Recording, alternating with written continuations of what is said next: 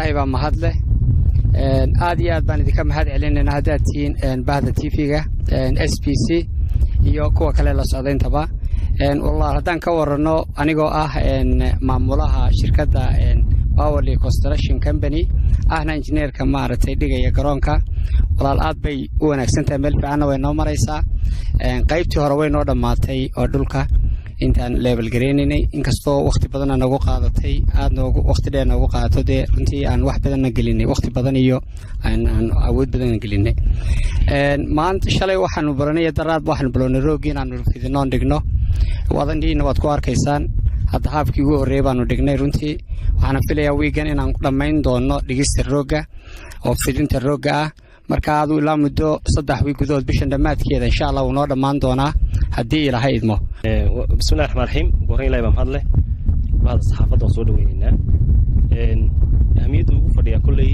waa ahmiyad aad u weyn waa farxad ay dhalinyarada maanta meel kasta joogaan ay ku faraxsan yihiin inkastoo uu wada kaafin kareyn runtii oo garoon kaliya uu yahay magaalada dhalinyarada way badan tahay garoonna kale waa loo baahan yahay intaasoo jeerba waan sheegnay waana laga hawlgali doonaa garoonkani markaa insha Allah wuxuu noqon doonaa inuu ku soo jiito indhihii adduunka kooxo caalamiyana la keeni karayo marka hore waxay ahayd loo kalun baa lagu ciyaarayay waxa kale oo meesha taala in culays kuna sii saari doonaa ka wasaarad ahaan oo daryeelidiisii iyo inaan had iyo jeer ka war hayno dayactirkiisii wixii soo dhanba na sugi doona annaga laftigeega wuxuu na gelin doonaa inaan isnidaamino oo aan guddi u sameeyno u khaas ah garoonka oo daryeelidiisa nidaamkiisa iyo qaababka loogu ciyaari doono dabcan sanadkii cusbana waa kana la kowsanayeen marka waxaad moodaa in aan halkii hore taagnin ka soo dhaqaaqnay marxalad cusub galay nidaamkeedii iyo wixeedina looga fadhiyo annaga garoonkaasina runtii in la dhigo waxa ka sii muhiimsan daryeelidiisa dad badan بعد الصحافة دورت والسلام يا السلام عليكم ورحمة الله وبركاته قدوميها سمرون آدي أدبو مع سياي يو إن توبره قبل كوجوجا ما تورتا وقول أسوي تو قبل كأوضل هذا روجين لوريجا كرون كي حاجة داري ستاديوم أنا كنا هيلي هو ولا قرب تاجناي كرون كواحد هاي تدكي إن محوها أجار كيسا هذا إلى على نقطة هذا تهاجرين نقطة هذا دلنا يرنيم نقطة وحول بانو لقو أمره ديار بانو هاي ونكفر أحسن إن كرون كمان تنلوسمي إن شاء الله قول بالسوي وأنا السلام يا قبل كأوضل waxaan salaamayaa baada saxaafadda iyo gudoomiyaha isboortiga Somarone iyo injineerka anigu wax kale kuma darayo oo alxamdulillah shaqo aad u fiican baa socota waxaan u sheegayaa in dhalinyarta gobolka Awdal inay ilaashadaan waxna waa wax oogi weyn السلام عليكم ورحمة الله وبركاته أنا محمد حسين كما عند رحمته وحنا عيارتين مدري طموحات في وقت فرحنا مرة كل جباري أو جور رئيس الجوار وراء دلاعي أصلا حلقة في حوالي صوت هذا ما تروح حنا ورد جرون كلوجا أو ذاك كم أرسل من النار وراء السير أمر الكبولس ويتكلم قاو السلام عليكم ورد وقف حد اللي هو كل جبل برسلنا بيت ريك فورم ولا بابرس ويا إنت هيجي بكرين نقرأيه فرس فرس تهجم بدو على فكرة من كداعي ولا تدري لكن صوت شيء يا كرم طريقة عملها يبلعها يمكحها وما كفرسنا كم خاضوا الصغير لكن وحنا هذا قيل ما حد ظاهر علمي بل كستين شوقا يا بعد فوات إلى هاي بلد واحد حالس شرنا حتى فاكي إلى هنا شرنا وسا هاكي واضح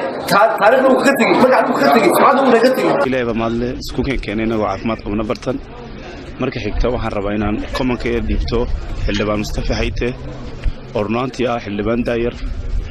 oo ornaantii dhalinyarta si fiican ula shaqeeya ka gobolhaan in xulka Awdal wuxuu la shaqeeyay 2 jeer markii sareebkeen ku ciyaarinay gobolka Awdal wuxuu xildhibaankii kaliya teen hor socday noo suriday agabkayga la shaqeynay barsaabka mar walba garab taagnaa guriga noogu yimaayay wax walba noo sheegay yaani wax walba u baahanayna isaga ayaa noo dhaxeeyay anaga iyo gudoomiyaha markii xaq laga tagay Hargeysa la tagay wuxuu xildhibaanka kaliya ilaa raxmaan marka hore waxa ilaahay waxa maadna ilaahay nabadan waxa maadna xatiiga oo maanta dadkii hada ana waa magacayga tabadii cabdi korma dheer Sergio una ciyaartiin gaxmid furi hadana dabadii fikirka in rooga la dhigay garoonka biroole dadkii garoonku muhiim iyo dhammaan ciyaartoyda gobolka awdal waxaan oran karaa waa inuu soo yeetay gobolka awdal waxaan leeyahay jimcaale waxaan hoose inuu ciyaaraad tiimka jiray mahaantii horumarka ka socda gobolka awdal waa soo dhaweeyay garoonka xajaayid stadium mahaantii cid kastoo ka qayb qaadanaysa horumarkana waan soo dhaweeyay السلام عليكم magacaygu waa maxamed axmed diis waxaan halkan aad iyo aad ku tijaamo maamulka gobolka awdal oo hawl sameeyey garoonka xajaayid stadium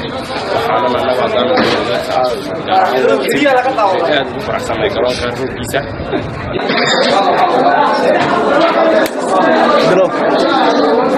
بسم الله الرحمن الرحيم magacaygu waxa weeye cali jawab bisha kanada dhalinyarada ku nool magaalada boorama kulli kubadda ciyaarta marka waxaan aad iyo aad u faraxsan oo soo dhaweynaa garoonkeedii xajaayid stadium ama garoon sabab yaqaano inoo dhigay cagaarkii rooga cagaarka ahaa oo in badan la sugayay aad iyo aad u faraxsan oo soo dhaweynaa waxaan rajaynayaa in wax fiican nooga tiri dhalinyarta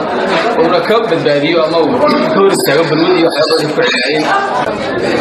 magacayga waa Karsimilaad oo nool boorama ciyaartaan haddaan fikray ka dhigto garoonka xajaayid stadium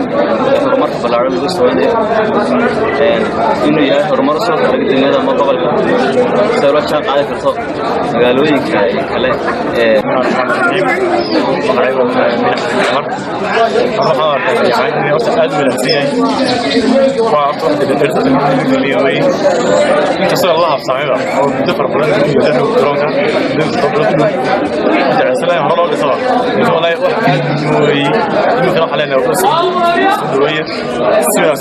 magacayga waa Maad Maxamed Roble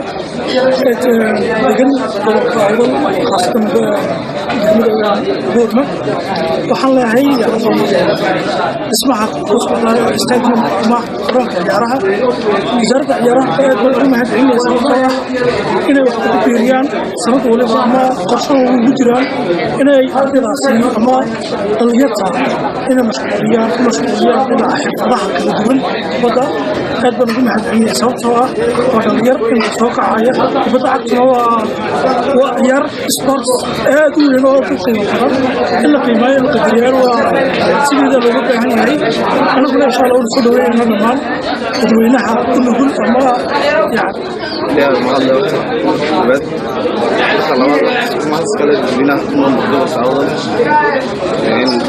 magacaygu waa sahel gobolka ugu hambaleenaya wasaaradda ciyaaraha iyo waxaana aad ugu mahad weyn madaxweynaha qaranka somaliland madaxweyne axmed xamed silaayo uu suurageliyey ma fikirkaa keenay dhismaha amba stadiumka magaalada ay dadka iyo dhalinyarta